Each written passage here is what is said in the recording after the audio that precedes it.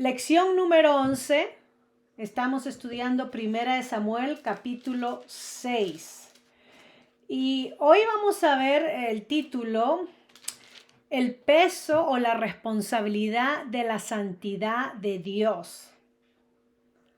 El peso de la santidad de Dios o la responsabilidad de la santidad de Dios. Y este título tiene que ver particularmente en cómo nosotros respondemos a los problemas. Vamos a ver el asunto de la presencia de Dios simbolizada en el arca y cómo nosotros, nuestra tendencia a los problemas, cómo respondemos a ello. Voy a leer entonces el capítulo 6, si me acompañan en sus Biblias. Son 21 versículos. Pero vamos a ir en parte. Dice así, 1 Samuel 6, 21 versículos. Versículo 1. Estuvo el arca de Jehová en la tierra de los filisteos 7 meses. Entonces los filisteos, llamando a los sacerdotes y adivinos, preguntaron: ¿qué haremos del arca de Jehová? Hacernos saber de qué manera la hemos de devolver a enviar a su lugar. Y ellos dijeron: si enviáis el arca del Dios de Israel, no la enviéis vacía, sino pagarle la expiación. Entonces seréis sanos, y conoceréis por qué no se apartó de vosotros su mano. Y ellos dijeron: ¿y qué será la expiación que le pagaremos? Ellos respondieron: conforme al número de los príncipes de los filisteos, 5 tumores de oro y 5 ratones de oro. Porque una misma plaga ha afligido a todos vosotros y a vuestros príncipes. Haréis pues figuras de vuestros tumores y de vuestros ratones que destruyen la tierra, y daréis gloria al Dios de Israel. Quizá aliviará su mano de sobre vosotros y de sobre vuestros dioses y de sobre vuestra tierra. ¿Por qué endurecéis vuestro corazón como los egipcios, y Faraón endurecieron su corazón? Después que lo habían tratado así, ¿no los dejaron ir y se fueron?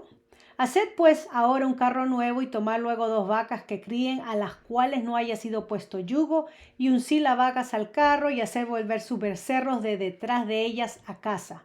Tomaréis luego el arca de Jehová y las pondréis sobre el carro, y las joyas de oro que le habéis de pagar en ofrenda por la culpa, y las pondréis en una caja al lado de ella, y la dejaréis que se vaya.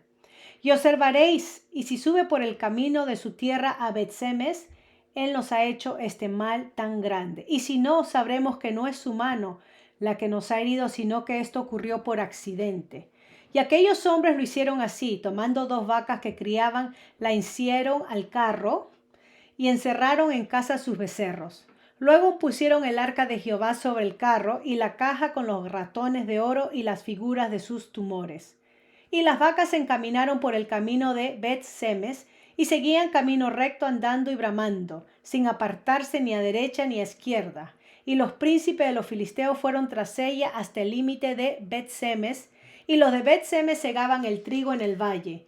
Y alzando los ojos vieron el arca, y se regocijaron cuando la vieron. Y el carro vino al campo de Josué de Bet-Semes, y paró allí donde había una gran piedra. Y ellos cortaron la madera del carro y ofrecieron las vacas en holocausto a Jehová. Y los levitas bajaron el arca de Jehová y la caja que estaba junto a ella, en la cual estaban las joyas de oro, y la pusieron sobre aquella gran piedra. Y los hombres de Bet-Semes sacrificaron holocaustos y dedicaron sacrificios a Jehová en aquel día. Cuando vieron esto, los 5 príncipes de los filisteos volvieron a Ecrón el mismo día. Estos fueron los tumores de oro que pagaron los filisteos en expiación a Jehová, por Asdod 1, por Gaza 1, por Ascalón 1, por Gat 1, por Ecrón 1. Y los ratones de oro fueron conforme al número de todas las ciudades de los filisteos perteneciente a los 5 príncipes, así las ciudades fortificadas como las aldeas sin muro. La gran piedra sobre la cual pusieron el arca de Jehová está en el campo de Josué de Bet-Semes hasta hoy. Entonces Dios hizo morir a los hombres de Bet-Sema porque habían mirado dentro del arca. Hizo morir del pueblo a 50,070 hombres, y lloró el pueblo porque Jehová lo había herido con tan gran mortandad. Y dijeron los de Bet-Sema: ¿quién podrá estar delante de Jehová el Dios Santo? ¿A quién subirá desde nosotros? y enviaron mensajeros a los habitantes de Kiriat Jereanim, diciendo: los filisteos han devuelto el arca de Jehová, descended pues y llevarla a vosotros. Es el pasaje, quizás solamente veamos los primeros 18 versículos y la próxima semana continuamos en adelante. Voy a poner mi teléfono a cargar porque ya me dio que tengo poca batería, así que las voy a mover un poquito acá y seguimos. Ok. Ahora sí, ¿cómo respondemos a los problemas? La gran responsabilidad de la santidad de Dios. Ese es el tema que vamos a tratar. Veamos los primeros versículos, porque acá irónicamente el arca que los filisteos habían capturado en guerra con los israelitas como trofeo y lo habían puesto en su templo, vimos el episodio de cómo Dios se impone y doblega la imagen de su Dios.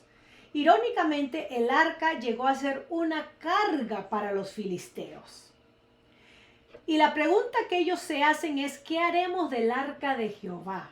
Nosotros podemos hacer una pregunta similar, porque el arca representaba la presencia de Dios y la presencia de Dios había venido sobre ellos.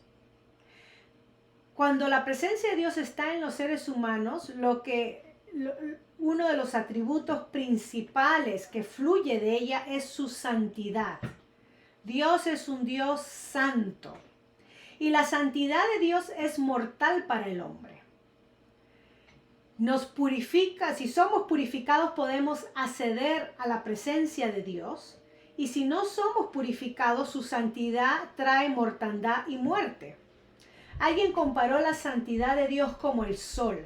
El sol, como un astro, como una estrella, nos da luz y nos provee de luz para poder sustentar la vida. Pero si nuestro planeta estuviera más cerca al sol, terminaríamos todos achicharrados, consumidos por sus llamas, un poquito más cerca al sol. Y si estuviéramos un poquito más lejos, terminaríamos frisados en nuestra galaxia. Así que el sol está ahí en el lugar exacto para sustentarnos, como Dios lo ha puesto. Y la santidad de Dios es similar a eso. La santidad de Dios, cuando accedemos a su presencia a través de nuestro Señor Jesucristo, que es nuestro representante y sumo sacerdote y el que nos perdona y nos ha purificado, podemos entrar libremente, sin temor.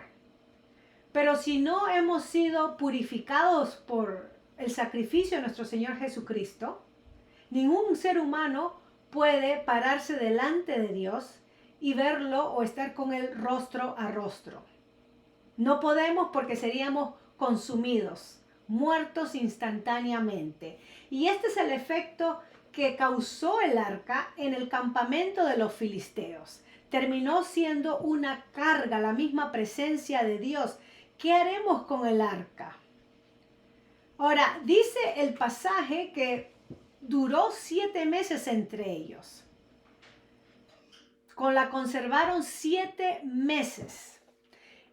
Los filisteos eran tan reacios a renunciar a este maravilloso trofeo como ellos lo habían considerado. Al principio recuerden que lo consideraban una victoria.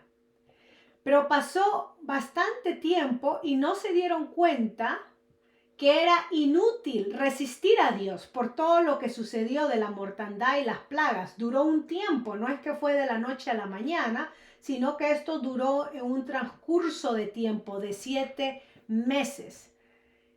Y todo este tiempo de 7 meses resistieron a Dios.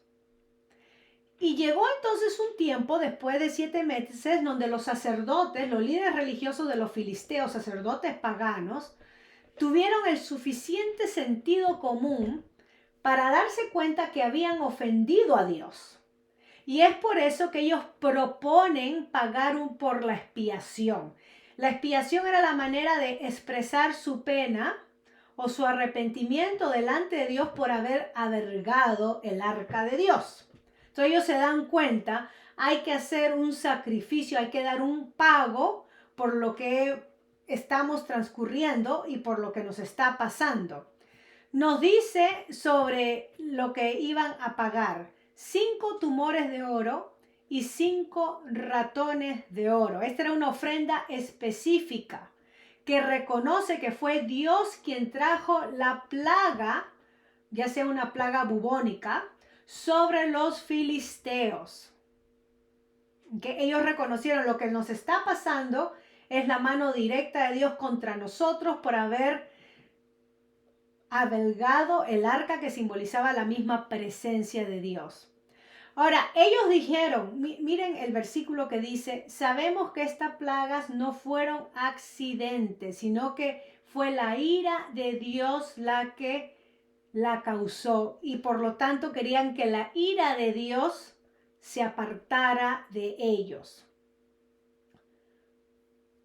Versículo 11 del capítulo anterior nos describe que había consternación de muerte en toda la ciudad y la mano de Dios se había agravado allí. Así que ellos padecieron esta plaga, donde entendieron que era la ira de Dios sobre ellos. Y entonces, parte de ofrecer expiación por sus pecados, este sacrificio, esta ofrenda especial para que la ira de Dios pare, termina el versículo, cuando 1 Samuel 6 termina hablando, diciendo de dar gloria al Dios de Israel. Dar gloria al Dios de Israel. Versículo 5. Después de hacer figuras de vuestros tumores, lo que había producido la plaga, y de vuestros ratones, parecía que era una plaga bubónica que destruyen la tierra, no solamente les afectó físicamente, pero afectó las cosechas, la tierra. Dice: daréis gloria al Dios de Israel. Reconocer el juicio de Dios es una forma de darle gloria al Dios de Israel. La mano de Dios estaba sobre ellos. Y a menudo nosotros no le damos a Dios esa gloria porque ignoramos su castigo, su juicio, lo descartamos o simplemente pensamos es cosa del destino o la mala suerte. Miren que estos filisteos tenían algo de sentido común para decir: esto no es cosa del destino, esto no es cosa de mala suerte, esto es la ira de Dios que ha causado esta gran mortandad y por tanto tenemos que dar gloria a Dios, reconocerlo a Él. No ignoramos su juicio, no descartemos su juicio.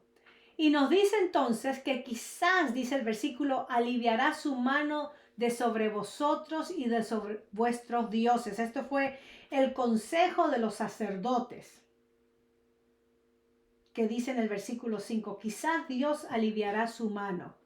Quizás Dios sea misericordioso y perdone lo que nosotros mismos hemos causado por haber jugado con algo tan valioso como un trofeo, haberlo menospreciado y haberlo visto como un trofeo, una medalla que hemos ganado en guerra, cuando realmente estamos tratando no con seres humanos, no con dioses de metal ni de madera, pero estamos hablando con el Dios verdadero de Israel, que nos ha traído este mal porque hemos menospreciado su presencia santa entre nosotros.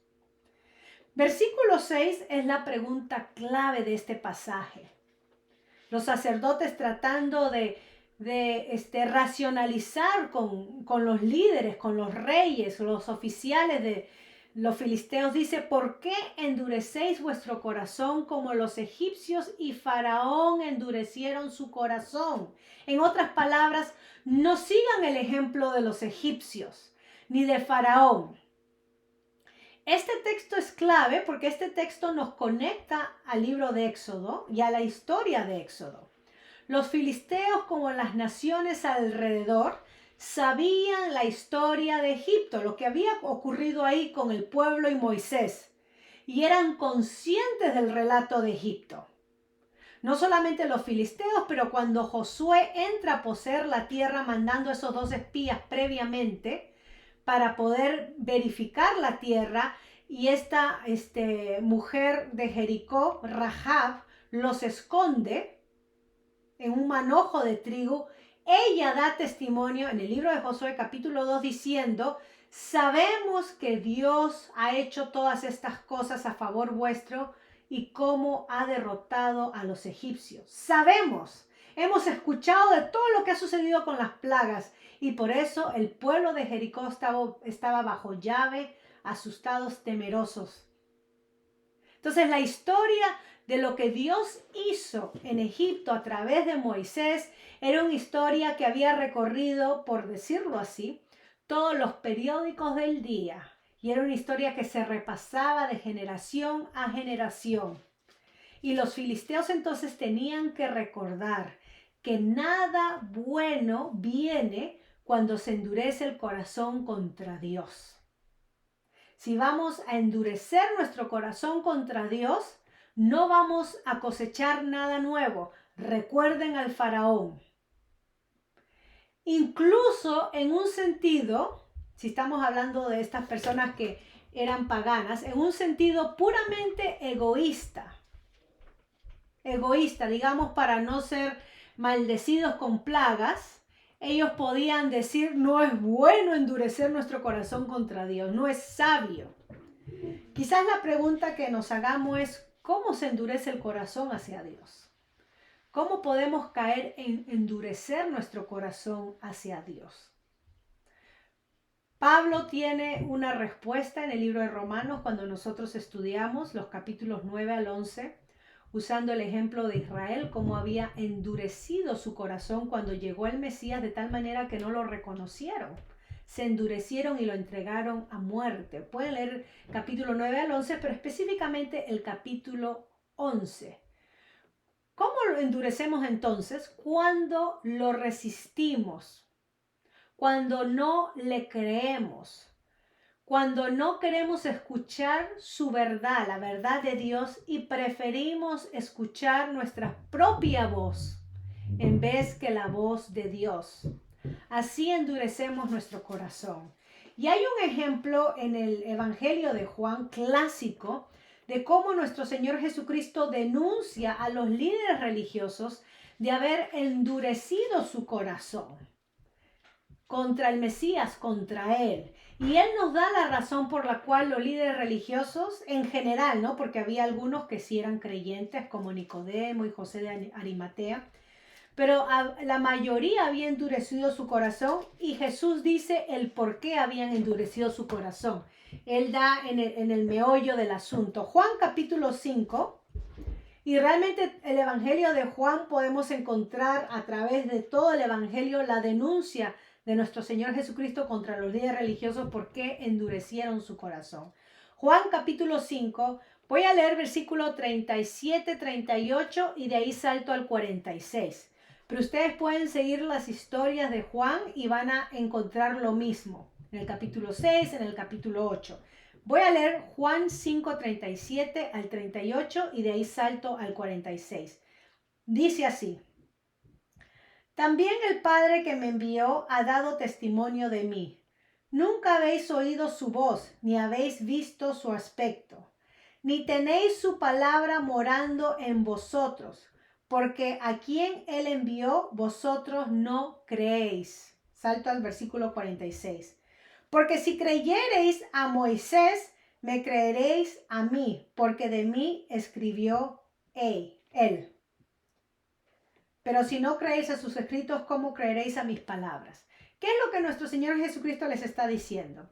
A estos líderes religiosos que se jactaban ser seguidores de Moisés, hijos de Abraham, nuestro Señor Jesucristo les está diciendo que ellos no lo siguen a Él como el Mesías porque ellos no siguen a Dios. Ellos no siguen a Moisés. Ellos dicen seguir a Moisés, dicen seguir a Dios, pero se siguen a sí mismos. No sirven a Dios ni creen a Dios. Es más, usan a Dios y a la religión y a la palabra de Dios para sus propios placeres y para su propia conveniencia, para extorsionar a los pobres, para imponerse orgullosamente como piadosos, para ganar favores, etc. Ellos usaban y lucraban de la fe del pueblo para su conveniencia. Entonces nuestro Señor Jesucristo los denuncia, por eso que lo querían matar, diciendo: Primeramente, ustedes no me siguen a mí porque ustedes nunca han seguido al Padre, nunca han seguido a Dios.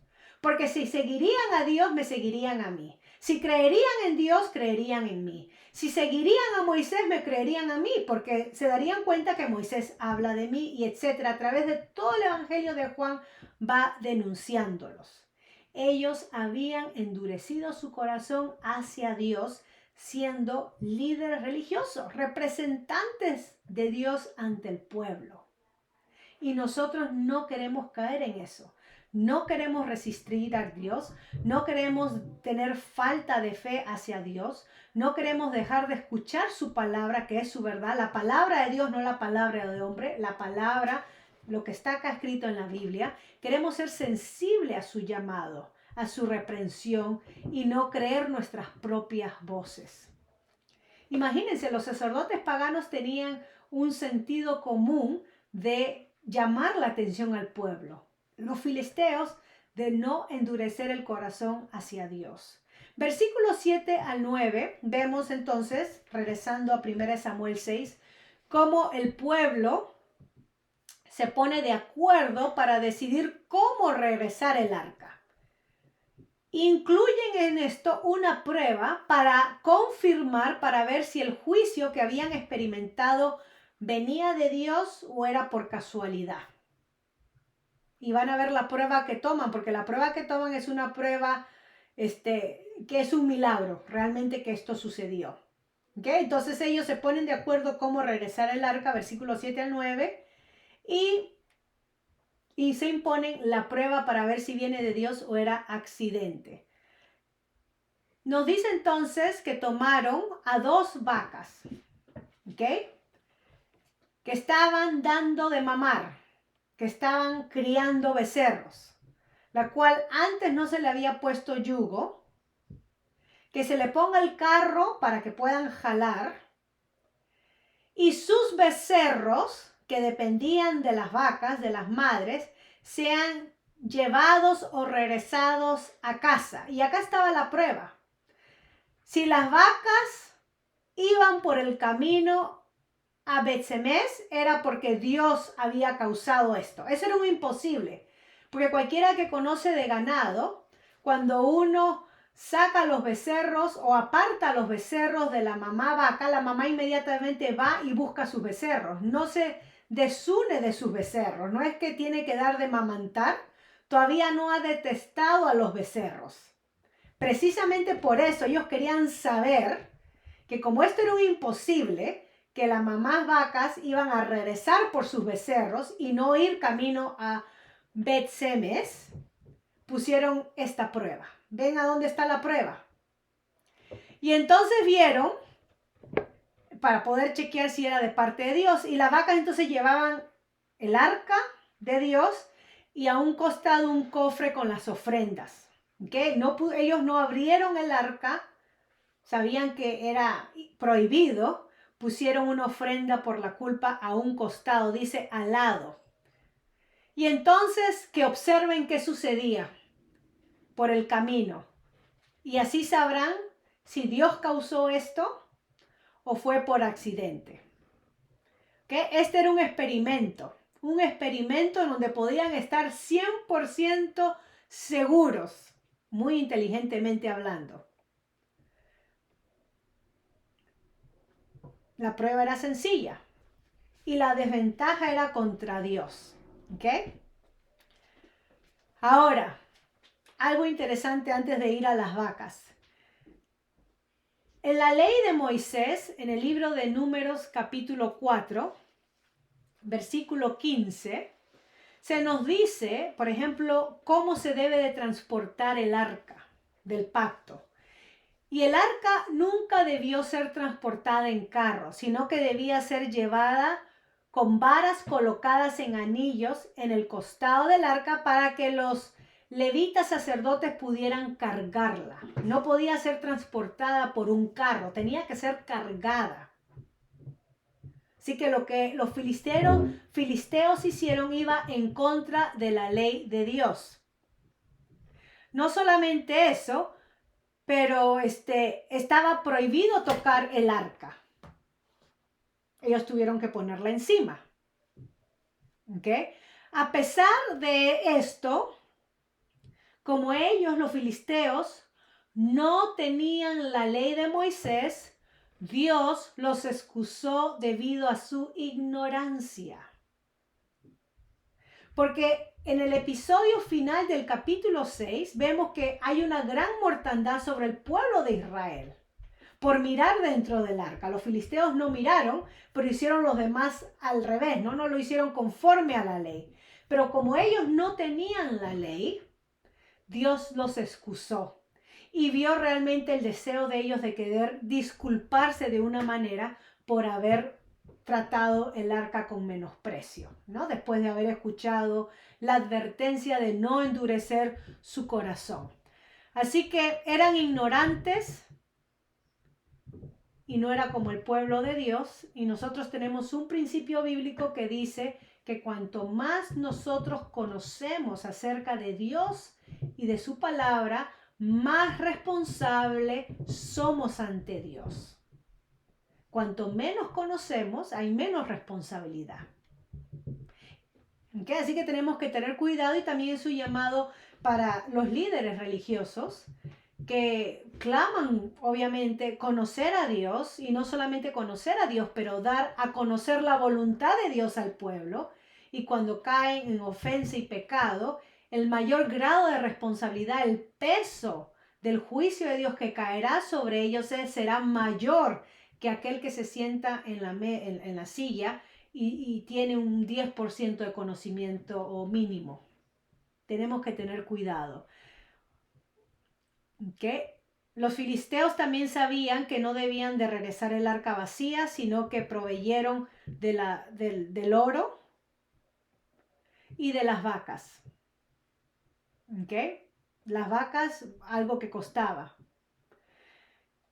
Quizás antes de terminar, la próxima semana vemos la otra parte. Quiero hacer énfasis en esto. Muchas veces pensamos que las cosas pasan por accidente.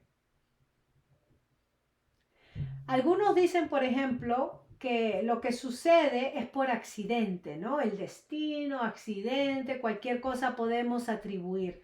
Saben que en la Biblia, cuando la leemos, no hay accidente. No sucede tal cosa como accidente. Lo que nosotros podemos entender por accidente, la Biblia lo lee como la mano de Dios estaba contra ellos. Quizás nosotros podemos decir qué mala suerte, qué mala racha, o estoy salada, todo me va mal. Pero la Biblia tiene expresiones como la mano de Dios estaba sobre ellos, o Dios probando. No necesariamente que la mano de Dios esté contra mí, pero Dios probándome para poder purificarme y hacerme una persona mejor para Él, sacando esas inmundicias. No hay accidentes en las cosas de Dios.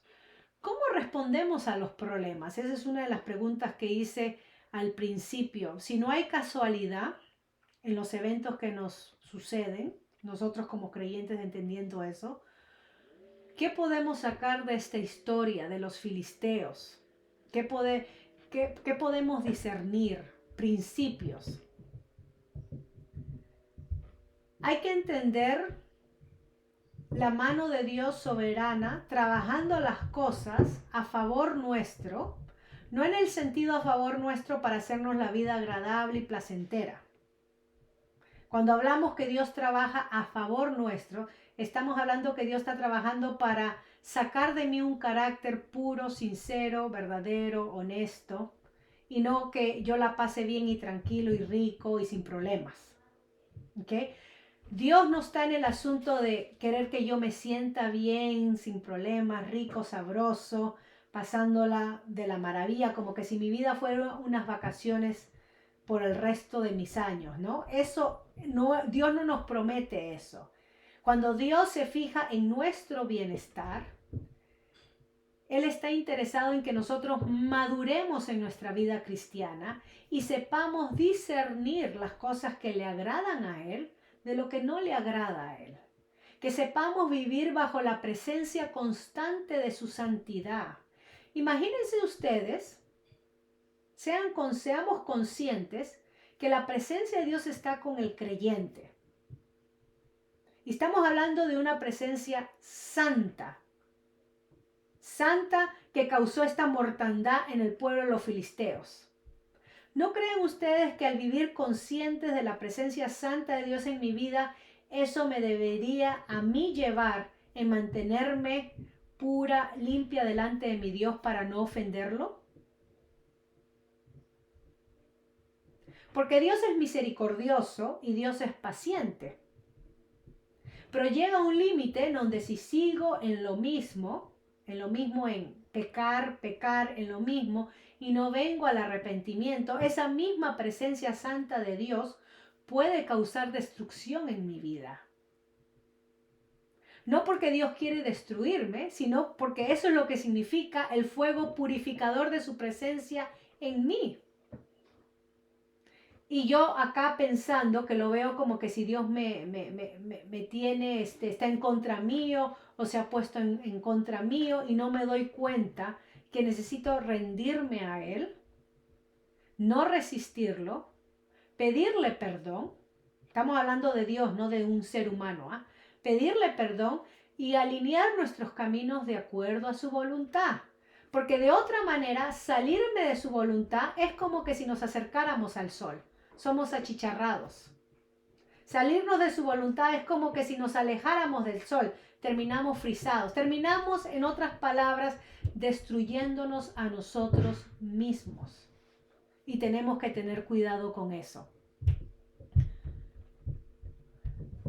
Si ustedes, leímos todo el pasaje, voy a parar acá, pero contra toda expectativa, las vacas se dirigen a tierra de Israel. Y la próxima semana vamos a ver la respuesta entonces de los israelitas ante la presencia de Dios entre ellos en el arca. Vamos a ver los versículos 10 en adelante, aunque ya leímos todo el pasaje, pero he querido resaltar el hecho de que la presencia de Dios santa en nuestra vida debe de darnos un sentido de responsabilidad en cómo vivimos ante Él. Cómo respondemos a nuestros problemas o a los problemas que encaramos debe de ser en entendimiento que Dios está con nosotros. Su presencia santa está con nosotros como esa arca estuvo con los filisteos. Entonces voy a parar acá porque no queremos que la presencia de Dios sea una carga, sino que sea una bendición para nosotros. No queremos que sea una carga de mala suerte en nuestra vida, sino que sea algo que nos bendice porque estamos alineados en su voluntad. Voy a parar acá para poder tener nuestro tiempo de preguntas y respuestas y la próxima semana entonces continuamos con los versículos 10 en adelante. Conversar